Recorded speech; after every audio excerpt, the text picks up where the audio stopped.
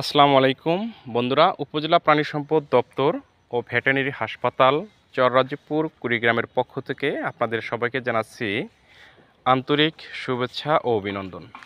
আমার আজকের ভিডিওতে যে ছাগলটি দেখতে পাচ্ছেন, এটি একটি কুকুরে কামড়ানো ছাগল।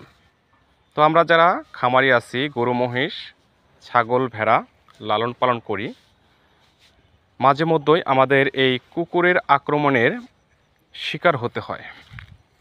কুকুর যেমনি মানুষকে কামড়ায়, তেমনি গরু মহিষ ছাগল ভেড়া আমাদের এই গবাদি পশুগুলোকেও কামড়ায়। ইদানিং কুকুরের উৎপাতটা অনেক বেশি শুরু হয়েছে। মানুষ থেকে শুরু করে গবাদি পশুরাও রক্ষা পাচ্ছে না এই কুকুরের আক্রমণ থেকে। যাই হোক, কুকুরে কামড়ানোর পর আমরা কিভাবে কুকুরে কামড়ানো পশুগুলো চিকিৎসা নেব, এই বিষয় নিয়েই আলোচনা করব আজকের এই ভিডিওতে। তার আগে আপনাদের কাছে ছোট্ট একটি রিকোয়েস্ট রাখতে চাই। আমার চ্যানেলে নতুন হয়ে থাকলে চ্যানেলটি সাবস্ক্রাইব করে দিবেন, লাইক দিয়ে পাশে থাকবেন, শেয়ার করে আপনার বন্ধুদের দেখার সুযোগ করে দেবেন এবং সবার আগে নতুন নতুন ভিডিওগুলো পেতে আমার ভিডিওর পাশে থাকা বেল আইকনটি বাজিয়ে দিবেন। বন্ধুরা, যে কথা বলতেছিলাম কুকুরে কামড়ানো ছাগল নিয়ে, ভিডিওতে যে ছাগলটি দেখতে পাচ্ছেন, একে কুকুরে মারাত্মকভাবে আক্রমণ করেছে এবং কয়েক জায়গায় কামড় দিয়েছে এবং জখম করেছে।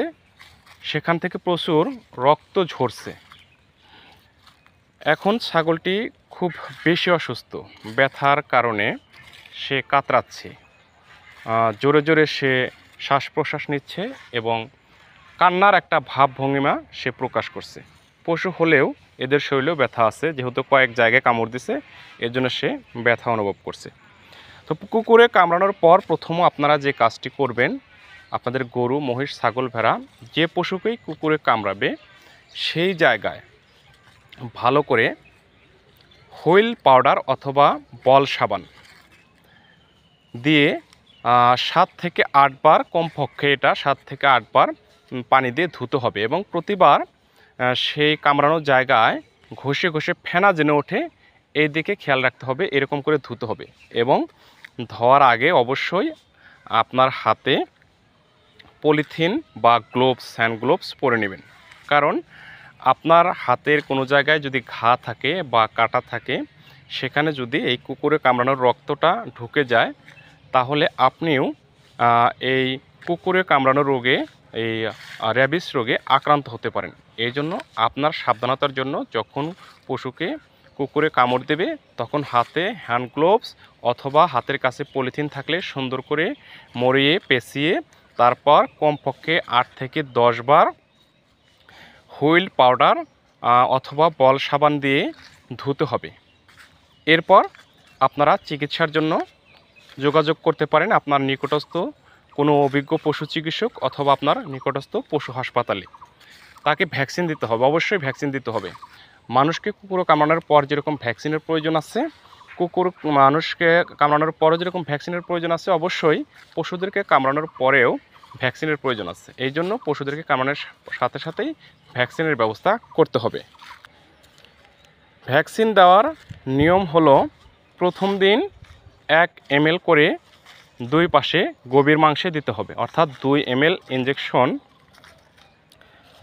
1 ml করে 2 পাশে গভীর মাংসে দিতে হবে এবং 7 দিন পর আবার 1 ml ইঞ্জেকশন গভীর মাংসে দিতে হবে এবং এরপর 21 দিন পর আবার 1 ml এই র্যাবিস ভ্যাকসিন গভীর মাংসে দিতে হবে। তাহলে আমাদের ডোজটা হবে প্রথম দিন 2 ml 1 ml করে 2 পাশে গভীর মাংসে এবং দ্বিতীয় দিন 1 ml, অর্থাৎ দ্বিতীয় সপ্তাহ 7 দিন পর 1 ml গভীর মাংসে এবং 21তম দিনে আবার 1 ml গভীর মাংসে দিতে হবে। প্রথম দিন ভ্যাকসিনের পাশাপাশি আপনাকে জ্বর ব্যথানাশক ইঞ্জেকশন দিতে হবে, কারণ কুকুরে কামড়ানোর পর পশু প্রচণ্ড ব্যথায় কাতরাতে থাকে, অনেক ব্যথা এবং জ্বর অনুভব করে। এই জন্য জ্বর ব্যথা দূর করার জন্য আপনার ব্যথানাশক জ্বরনাশক ইঞ্জেকশন দিতে হবে এবং সাথে সহযোগী চিকিৎসা হিসেবে অ্যান্টিহিস্টামিক ইঞ্জেকশন দিতে হবে। চিকিৎসার নিয়ম হবে, ইঞ্জেকশন স্টাবেট অথবা হিস্টাবেট 2 ml গভীর মাংসে 3 দিন দেবেন। যদি স্বাভাবিক হয় 3 দিনে, তাহলে আলহামদুলিল্লাহ, না হলে আরও 2 দিন বাড়িয়ে আপনার 3 থেকে 5 দিন করতে হবে। আর ব্যথানাশক ইঞ্জেকশন যদি মেলোওয়েট দেন তাহলে 2 ml করে চামড়ার নিচে 3 দিন কন্টিনিউ করবেন। আর টাপনিল দিলে 2 ml করে আপনার গভীর মাংসে 3 দিন দিয়ে দিবেন। 3 দিনে যদি উন্নতি না হয় তাহলে আরও 2 দিন বাড়িয়ে 5 দিন দিয়ে দিবেন। তো বন্ধুরা, এভাবে আপনার পশুকে কিন্তু চিকিৎসা করতে হবে কুকুরে কামড়ানোর পশুগুলো। বন্ধুরা, ভালো থাকবেন, সুস্থ থাকবেন। কুকুরের আক্রমণ থেকে আপনার খামারগুলো নিরাপদ রাখবেন।